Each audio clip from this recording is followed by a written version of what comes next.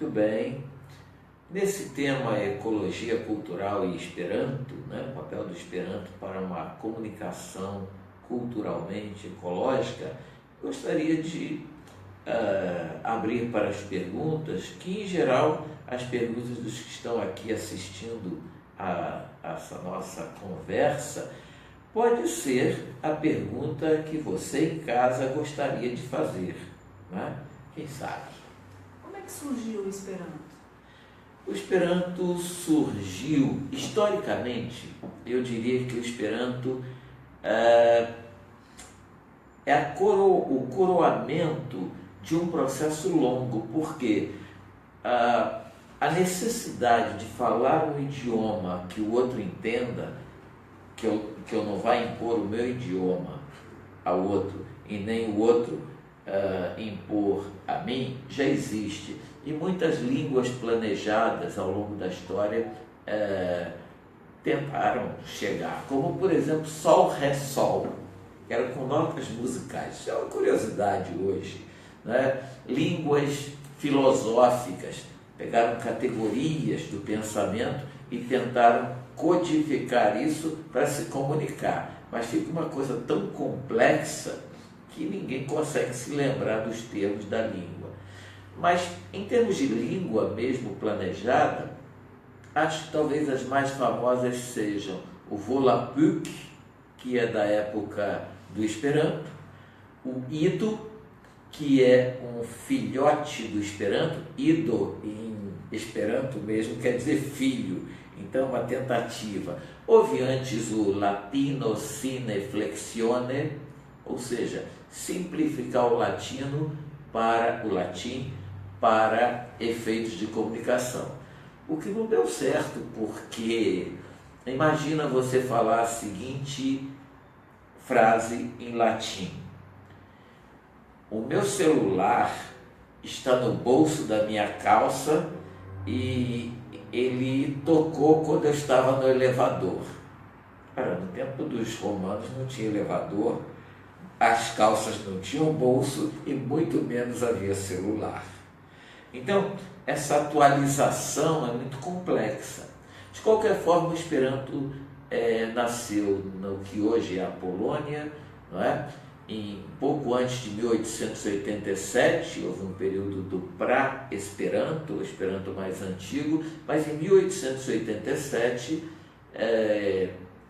Lázaro Ludovico Zamenhof, que então era um menino quando começou a pensar na língua e na elaboração da língua, ele apresentou ao mundo um dicionário com cerca de 900 radicais e apresentou ao mundo uma gramática e, portanto, a língua capaz de comunicar os pensamentos. E isso foi em 1887, na Polônia. Em 1905, poucos anos depois, em Boulogne-sur-Mer, no norte da França, foi feito o primeiro Congresso Mundial de Esperanto, que foi o congresso que congregou pessoas que estudavam Esperanto sozinhos, por apostilas, por gramáticas, que chegavam no navio, por navio, etc., e estudavam, mas não tinham com quem falar. Hoje está muito mais fácil. Hoje você fala pelo Skype com qualquer pessoa do mundo que fala Esperanto, por diversos recursos tecnológicos, ou então quando você viaja ou recebe alguém na sua casa. Mas o Esperanto começou em 1887, portanto, o português tem quase 5 séculos, 4 séculos e pouco. O Esperanto tem 1 século e 120, 130 anos, um pouco mais do que isso, e em termos de língua é uma língua bebê, mesmo assim já está a serviço da humanidade e integrando comunidades do mundo todo. Mais alguma pergunta? Originalmente eu acho que era outra a pergunta, sobre o curso, como se aprende Esperanto, as etapas. Perfeito. Hoje o estudante que tem o desejo de aprender Esperanto, ele tanto pode procurar cursos na internet, como ele pode procurar cursos presenciais. Ou, como eu citei na nossa conversa, ele baixa um aplicativo no seu celular, um deles é o Duolingo, mas tem outras, e ele vai aprendendo ali. Depois, no outro aplicativo, ele sabe quem é que está próximo a ele, marca um encontro, marca um bate-papo no bar, onde quiser, e praticam a língua, porque uma língua é sobretudo prática, é conversar. A aprendizagem do Esperanto, ela é comprovadamente 6 a 7 vezes maior em termos de facilidade do que as línguas étnicas, por um motivo muito simples. As línguas étnicas passaram por evoluções e que as foram tornando muito distantes um dialeto de outro. Hoje, por exemplo, um texano, falar com um texano, falar com um inglês da Inglaterra, falar com um indiano que fale inglês com você, ou compreender um inglês de um brasileiro falando, a diversidade é muito grande. Você vai ter que acostumar o ouvido. E o Esperanto tem uma capacidade interessante, por ser língua planejada, não dialetiza muito. É claro que eu tenho frases assim: mi parolas Esperanto, eu falo Esperanto. E eu ouço um alemão, por exemplo, falar mi parolas Esperanto. Mas isso não influi em nada a intercompreensão. Ou o francês, se quiser falar saluton, em vez de saluton, que é oi, olá, né? Então, essas diferenças não são muito grandes, né? Não sei se respondi a pergunta, mas eu creio que a pergunta original tenha sido sobre quanto tempo se leva para aprender o Esperanto. Não foi? Foi. Então, nos bastidores nós estávamos conversando e vimos isso.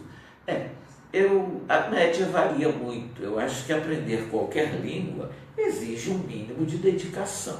E com o Esperanto não é diferente. Embora ela possa ser aprendida em menos tempo, porque ela é uma língua regular do ponto de vista fonético, morfológico, mesmo na ordem sintática, etc., apesar dessa facilidade, mas a pessoa precisa se dedicar. E eu vou contar para você a minha experiência, que é muito comum. Eu comecei a estudar Esperanto primeiro por um aplicativo no notebook. Eu ia lá, eram 12 lições, eu comecei a estudar, era cursodesperanto.com.br. Eu fui fazer esse curso e tal, sozinho. Mas depois houve uma palestra e dessa palestra se formou uma classe presencial. E aí tinha um professor e um ano depois de eu estar aprendendo Esperanto por esse método do professor Josias Barbosa, com o livro Esperanto por Lerneia e Klassoi, eu comecei a me desenvolver na língua. E um ano depois, isso era julho de 2001, quando foi julho de 2002, houve um congresso internacional de Esperanto em Fortaleza. Falei, Fortaleza eu vou. E levei um susto, porque em um ano de aprendizagem de Esperanto, eu estava entendendo os turcos, os japoneses, os coreanos, os húngaros que falavam comigo e eu conseguia responder. Estava entendendo as palestras na ordem assim de 80%. Ora, eu estudei até há pouco tempo, tenho estudado o inglês, por exemplo, durante muitos anos. E o que eu aprendi não é equivalente ao que eu aprendi em um ano em Esperanto. Por que isso? Porque os radicais, as palavras, elas estão nas diversas línguas.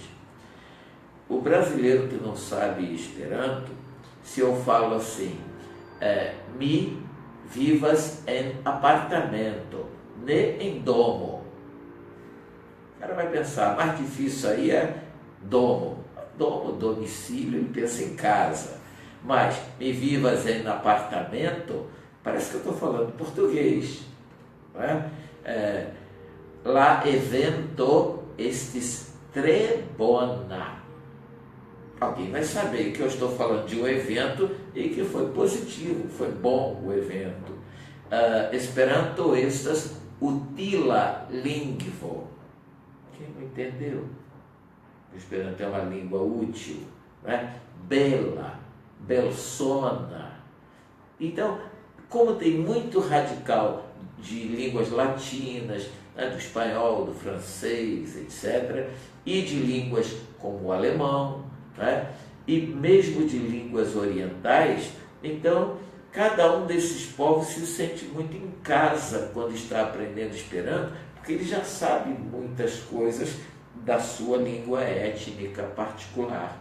Eu sempre brinco com meus alunos e falo, vou falar algumas frases aqui e vocês vão me dizer se entenderam. Aí eles começam a ver que eles estão num ambiente, evidentemente, conforme o curso vai... eu ensino na Universidade de Brasília, né? Temos curso de Esperanto na Universidade de Brasília, no UNB Idiomas, mas tem na Universidade Federal do Ceará, tem na Universidade Federal do Paraná, tem vários locais que você pode aprender em clubes, em associações, não é? E aí tem a vantagem de ser presencial, você pode bater papo com os amigos. Ok? Muito obrigado. Estamos ao inteiro dispor de todos e todas.